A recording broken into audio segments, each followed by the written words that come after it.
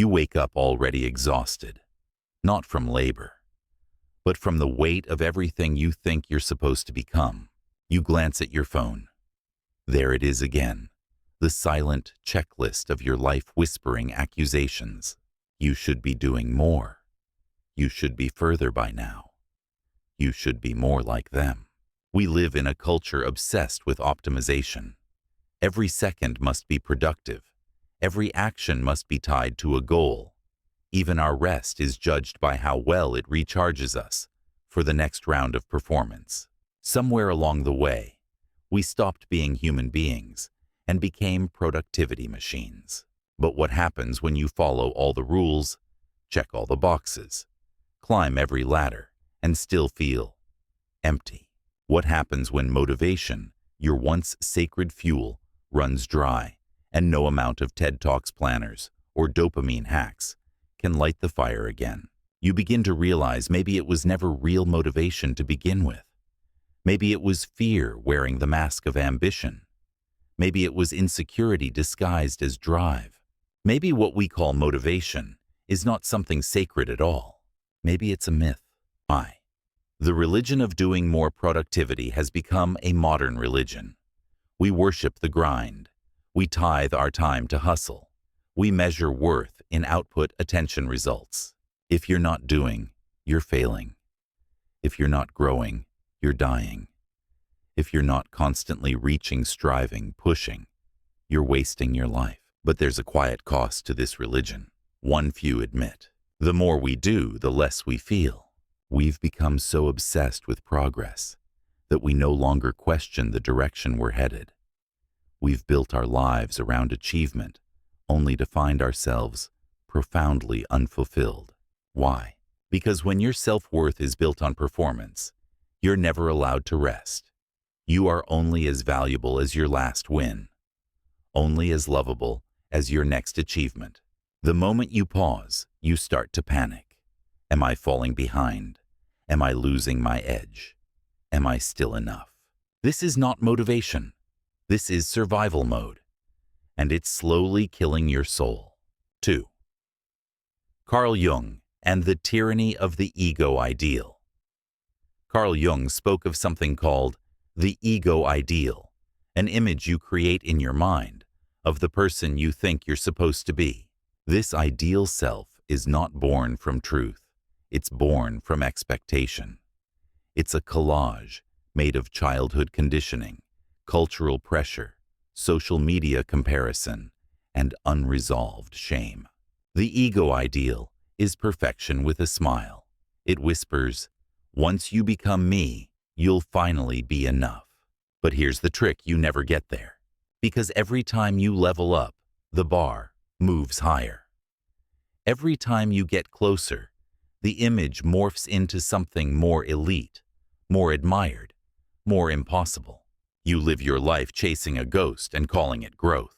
This is the lie embedded in modern self-help culture, that you must endlessly strive to reach some imaginary finish line where you'll finally be worthy. But worthiness was never meant to be earned. It was meant to be remembered. 3. Nietzsche and the will to power. Friedrich Nietzsche had a radically different idea of human strength. He didn't believe in the will to please, or the will to conform, or even the will to achieve. He believed in the will to power, the raw internal drive to expand your spirit, confront your chaos, and overcome yourself. To Nietzsche, true growth wasn't about becoming what society approves of. It was about becoming who you were before the world told you who to be. The will to power is not about domination. It's about transformation. Not about competing with others, but about breaking through your own limitations.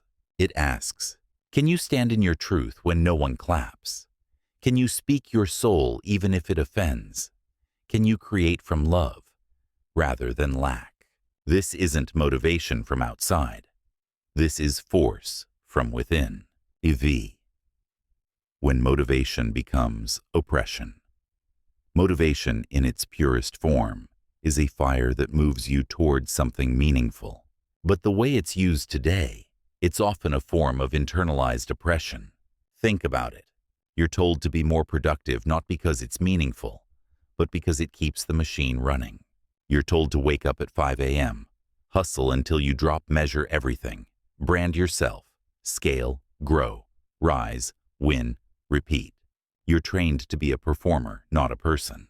Motivation becomes a whip, a drug, a distraction from the fact that you don't know why you're doing any of it anymore. And yet you keep going, because the moment you stop, the silence is deafening. What if all your effort wasn't rooted in purpose, but in fear of irrelevance? V. The inner war persona versus will. Carl Jung introduced another powerful idea.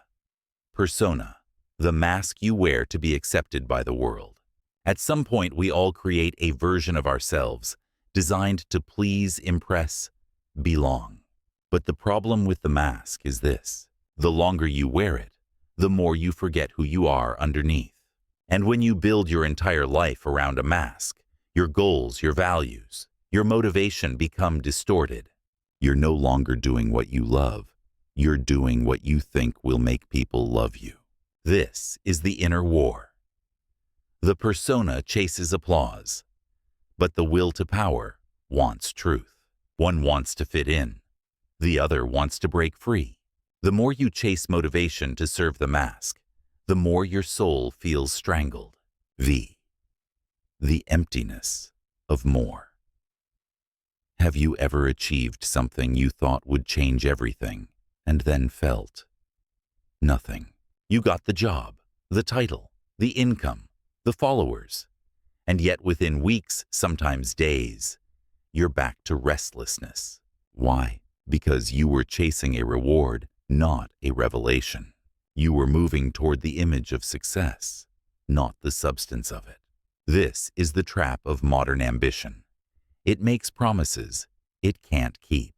Because when your desire is driven by deficiency, nothing will ever feel like enough. You'll keep climbing until you burn out. Or worse, you'll succeed and still feel empty, but now too ashamed to admit it. 7. The crisis of not enough. Modern life is designed to make you feel like you're not enough. Advertising thrives on insecurity.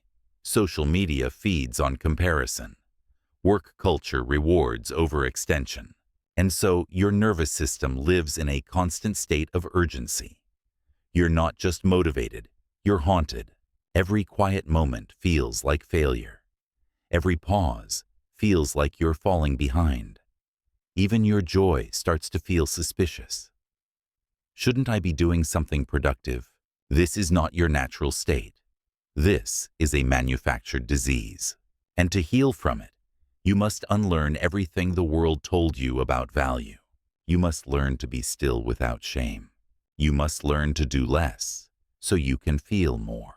Fate. Stillness as resistance.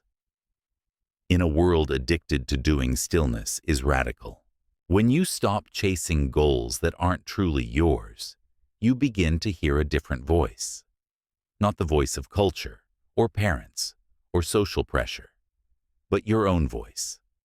And often, it's been silent for years. Stillness isn't laziness. It's not passivity. It's the refusal to perform a role you no longer believe in. When you stop filling your calendar with activities meant to prove your worth, you're not failing. You're healing. You're reclaiming your time, your rhythm, your sovereignty. Because here's the truth: meaning doesn't emerge in speed. It arises in presence. The more you do, the harder it is to ask why you're doing it. But when you pause, you invite real questions. Who am I when I'm not performing? What matters to me when no one is watching? What parts of myself have I buried under achievement? This is resistance not against others, but against the lie that says your value comes from output. Stillness is where your real power begins. 9. Rewilding the self, letting go of the ideal. The ego ideal, the false perfect self, is seductive. It gives you a sense of direction, a target, a story to believe in. But it's not you. It's who you think you have to become in order to be accepted. And when you finally let go of that image, something terrifying and beautiful happens. You become real. Not polished, not curated, not impressive, just real. This is what Jung called individuation, the process of becoming who you truly are, beneath the roles, rules, and projections. It's messy, unpredictable, and deeply liberating. You begin to rewild your soul to stop taming yourself for the sake of approval. You stop chasing self-worth through accomplishments. You stop performing competence just to avoid shame. You start living from the inside out rather than the outside in. X. What real strength feels like. When you stop outsourcing your sense of power to outcomes, something shifts. You're no longer at the mercy of how the world responds to you. You no longer need applause to know your voice matters. You no longer need permission to follow your curiosity. This is what Nietzsche meant by will to power, a life force that's not about domination, but about depth. You feel stronger, not because you control more, but because you've integrated more of yourself. You're not trying to be liked. You're committed to being honest. You're not addicted to busyness. You're devoted to meaning. You're not running from the void. You're building a home inside it. Real strength isn't how much you can force. It's how much of yourself you can hold in truth, in vulnerability, in wholeness. Wantan. From ego-fueled goals to soul-driven action. When you let go of the ego ideal, you don't become passive. You become intentional. You still act. You still build. You still create. But the source of your action changes. Instead of acting to prove, you act to express. Instead of hustling from lack, you create from fullness. Instead of being driven by anxiety, you're moved by alignment. This is the death of motivation as we know it, and the birth of devotion. Motivation says, I'll do it if it gets me somewhere. Devotion says, I'll do it because it is true to me. This is a quieter fire, but it burns longer because it's not tied to applause. It's tied to identity. And when your actions arise from who you are not, who you pretend to be, you stop burning out. You start burning clean. How to reconstruct a meaningful life. After deconstruction. Once you've dismantled the myth of motivation, you're left with raw space, a kind of psychic emptiness. It can be scary, but it's also sacred. You now get to choose again, not based on fear, but on freedom. Ask yourself, what do I want to do, even if I'm not rewarded for it? What feels alive in me when I'm quiet? What pain am I willing to face, not for applause, but for growth?